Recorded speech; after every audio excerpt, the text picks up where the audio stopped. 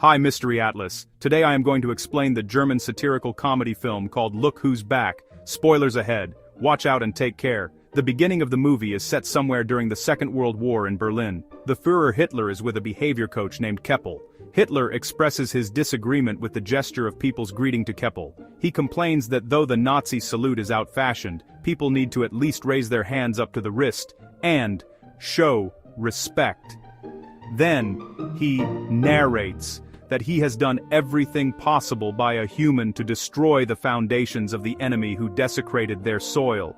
He finds Germans' existence incomprehensible and finds it alarming that he's here too. In the following scene, he wakes up on the ground somewhere in a forest. While looking up to the sky, he sees that the enemy aircrafts are missing and guesses that they might have taken some rest.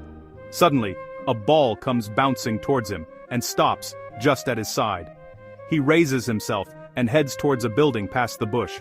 He is then approached by three young kids who question him if he is okay. Hitler looks at them and thinks that they are the future of the nation. He then asks them the way to the street. In that instant, a reporter, Fabian Sawatzki, is filming the kids on his camera. Hitler is seen on the far side of the screen. He picks up his army cap and says to himself that he should go to the Führer bunker.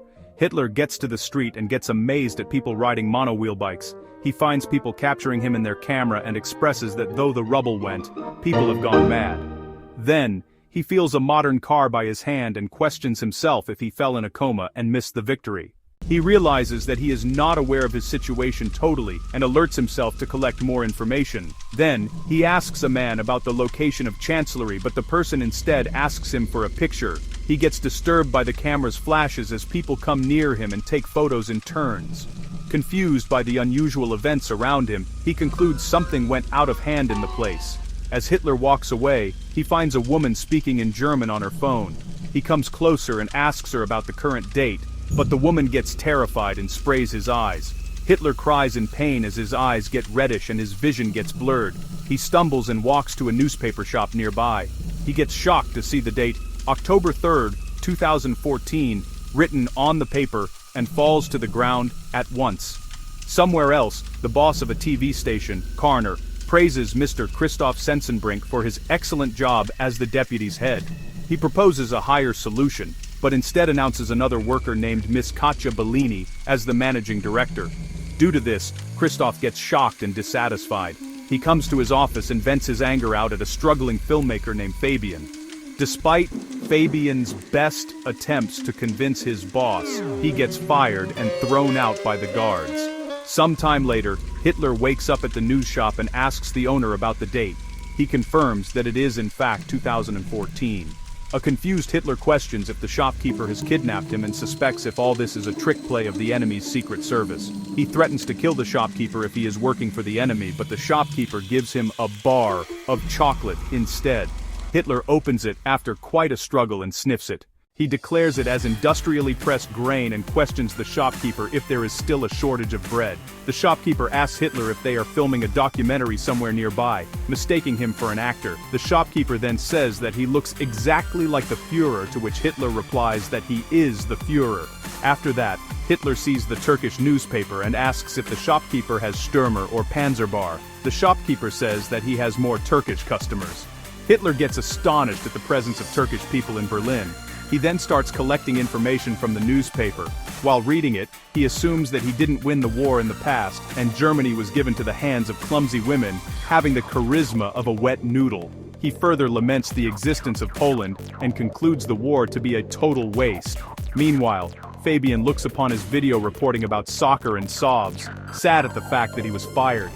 His mother calms him and asks him to pause the video, noticing Hitler behind. Fabian is amused at the discovery of a person who looks so similar to Hitler. Back in the shop, the shopkeeper asks Hitler to keep the newspaper aside and stand outside. Hitler grudges at being asked to work. The shopkeeper suggests Hitler clean his clothes, for they are stinking. He then goes to a laundry place and asks them to clean his uniform. Hitler asks if they have another uniform since he cannot walk away naked. Next, we see Hitler walking to the news cellar with jeans and a sweater on. Fabian, on the other hand, has somehow managed to find him and is waiting for him in the shop. After getting a look at Hitler, he is amazed at his appearance. Fabian asks Hitler if he can film him as he marches through modern Germany. Hitler agrees with the idea.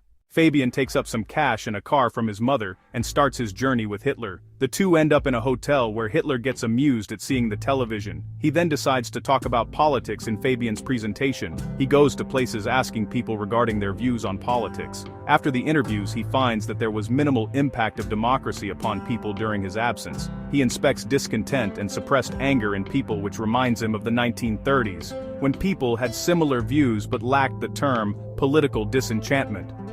People tell Hitler about the problem of immigrants in the country, making Hitler push his idea that mixing the races doesn't work. Later, Fabian asks Hitler the source of his unique mustache. Hitler replies that he cut his mustache to the shape to fit a gas mask. A while later, the two end up in a farm where Hitler gets bit by a dog. He is enraged and shoots at the animal. Fabian scolds him and seizes the gun. As the tour goes on, Fabian eventually runs out of cash, but he thinks of a plan and convinces the passers to have their sketches drawn by Hitler. Hitler draws sarcastic pictures which people find funny and pay for it. They continue their trip after collecting enough money. Back in town, Fabian shows a clip of Hitler to Christoph. The video has a lot of views as Fabian had uploaded it on the internet. Christoph is impressed by the large number of views in the video. He asks Fabian for Hitler's name and contact number. After meeting him, Christoph suspects Hitler to be a lunatic and asks Fabian to take him away from the office. Before leaving, Hitler enters the director's office and asks her to save Germany together with him. Interested at the idea, Bellini asks him about the plan. She quickly asks her assistant to prepare a proper TV format for broadcasting the Führer on listening to Hitler's idea. Fabian then threatens Christoph to give him his job back, or else he will take Hitler away. On hearing this, Christoph makes him a kitchen boy, promising to promote him when a new editorial post opens up. Sometime later, Hitler is given a table in the TV studio. Christoph calls for Kromeyer to help Hitler with computer use. Hitler recalls the computers of his days and labels the invention to be one of the greatest. Kromeyer tries to sign up Hitler to mail, but informs him that his name is already taken. Hitler grunts for others stealing his name and tells her to use New Reichschancellery. Christoph plans to put Hitler on a live comedy show called Whoa Dude. He is still salty because Bellini got a promotion instead of him and intends to create trouble for her. He intends to bring racism to the debate through sarcastic jokes on Jews and throw out Hitler. The show starts and Witzigmann, the host, calls for Hitler on the stage. The audience gossips about Hitler's appearance, but when Hitler gazes at the audience, the hall gets completely silent. Hitler soon breaks the silence but does not read out the lines as scripted. He explains that he is to tell a joke about immigrants, but he is not going to do so. He says that a TV is a great invention of the human, but the shows broadcasted are nonsense. He sheds light on problems like poverty and unemployment, and forecasts that the people of the country are heading towards the abyss without noticing it. Hitler vows to fight against the TV, not only up to the broadcast of the abyss but also until he succeeds in overcoming them. Everyone likes the idea and claps for him. Seeing Hitler's popularity, the host Witzigmann gets envious. Bellini asks Christoph to broadcast Hitler in every show. Christoph is distressed because of the failure of his plan. In the following scene, we see Hitler give interviews on numerous TV shows and share that his motive is to make Germany great again. His popularity grows immensely, and he meets several people and party leaders. He starts charming them all by sharing his ideas. One day, Hitler and Fabian visit NPD headquarters in Berlin. He calls for Ulf Birne, the federal chairman of NPD, and asks him what his cause has achieved so far. Hitler belittles him and says that they have wasted enough time, and the movement is taken aback by decades due to their words. Christoph gets excited and happy when the cops and district attorney, DA, appear at the TV studio. They explain that they are here for a complaint of charging violation of hate laws. Bellini asks what they are to do then. Quickly, Christoph pops that they might need to cancel the Führer show. The DA says that they can keep the broadcasting on. Bellini takes a sigh of relief while Christoph fakes his smile. After the DA leaves, Kromeyer hands over a letter to Christoph stating the payment of the dog which Hitler had shot earlier in his trip. Christoph receives the letter happily, believing it might be a way to cause trouble. Next, Hitler is put to a TV program where he is asked direct questions about his different roles in the war. Hitler responds that he wants to reach out to people, but the interviewer tells him that all his deeds cannot be justified. He shows him the clip of him shooting the dog. The video disturbs the audience. Hitler is angered and threatens him that he would do the same to him. He further says that he will turn their studio into a parking lot for tanks. Christoph gets happier seeing people's negative responses. After the disastrous interview, Bellini is fired, and Christoph is appointed as the new manager. After that, Hitler goes to Fabian's house and starts living with him. He expresses amusement at the path taken by destiny and starts to write his second book. The book soon hits the market. 3 months later, at the TV studio, everyone sits in a meeting where the massive loss that the company has gone through is discussed. Christoph believes that Witzigmann's show will put them back on track, but one employee informs him that he has quit his job. Christoph gets tensed and gets mad at the selected employees for losing the show. One of the staff suggests getting Hitler back, which interests Christoph. He looks for Hitler again and offers Fabian that he will invest $1 million in the film that Fabian and Hitler are shooting if they, in return, let them broadcast the movie on their TV. Hitler and Fabian come to Kromeyer's house where Kromeyer's grandmother identifies Hitler. She claims that Hitler gassed all the people up and killed them.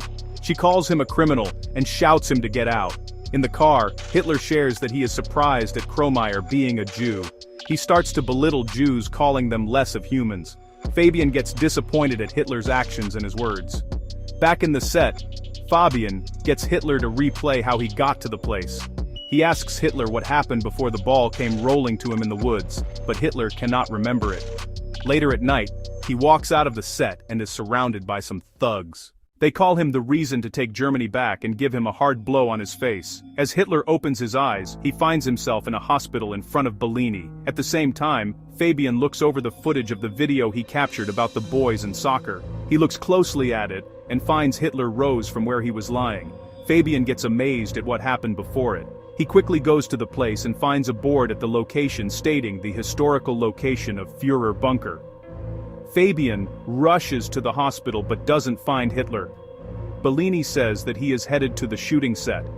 Fabian reveals that he is the real Adolf Hitler, but Bellini does not believe him. Fabian acts mad and tries to explain his theory hysterically. The guards try to catch him, but he flees. Fabian then reaches the set and aims a gun at Hitler. When asked about his identity, Hitler explains that he never claimed to be anyone else. Fabian says that Hitler is fooling people with his propaganda, to which Hitler replies that people elected a leader who shared his whole idea openly in 1933.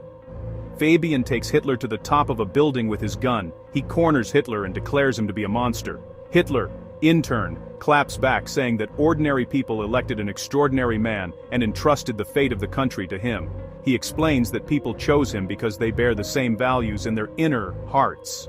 An enraged Fabian shoots Hitler, making him fall down the building onto the street. Soon Fabian hears Hitler's voice, who says that no German can get rid of him. And Hitler, who was just thrown down, appears right behind it again. Just then Bellini calls for a cut in the studio, and everyone cheers for the shoot. Turns out that it was just a film shoot and a random actor was playing the role of Fabian. Hitler then asks everyone to remember the comrades who could not be with them. Somewhere else, Kromeyer is sobbing, seeing Fabian through a hole in the mental ward. Hitler and Bellini are busy giving autographs and interviews to people after the film booms. As they pass by a car, the people on the street seem fond of Hitler and greet him with respect. Subscribe for more videos like this, turn on the notification, and leave a like to help the channel out. Thanks for watching.